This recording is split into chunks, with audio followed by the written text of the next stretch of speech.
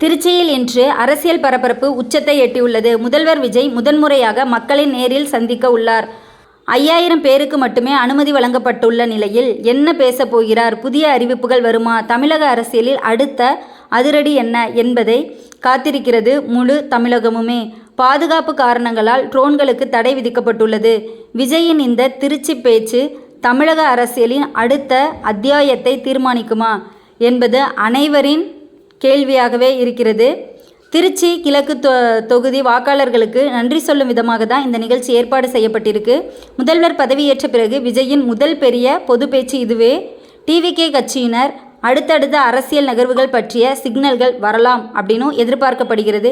என்னென்னலாம் பேசுவார் அப்படின்னு எதிர்பார்க்குறாங்கன்னு பார்த்துடலாமா?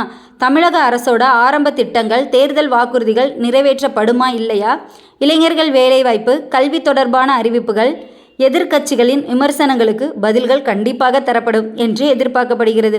அடுத்த கட்ட அரசியல் திட்டங்கள் இவை அதிகாரப்பூர்வ அஜெண்டாவாக வெளியிடப்படவில்லை.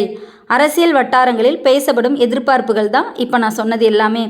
எவ்வளோ பேருக்கு அனுமதினா, போலீஸ் மற்றும் பாதுகாப்பு விதிமுறைகளின் அடிப்படையில் 5000 பேருக்கு மட்டுமே அனுமதி. QR கோடு என்ட்ரி பாஸ் வைத்திருப்பவர்கள் மட்டுமே உள்ளே செல்ல முடியும். பொதுமக்கள் கூட்டமாக வர வேண்டாம் என்று கட்சி சார்பில் அறிவிப்பு கொடுக்கப்பட்டுள்ளது.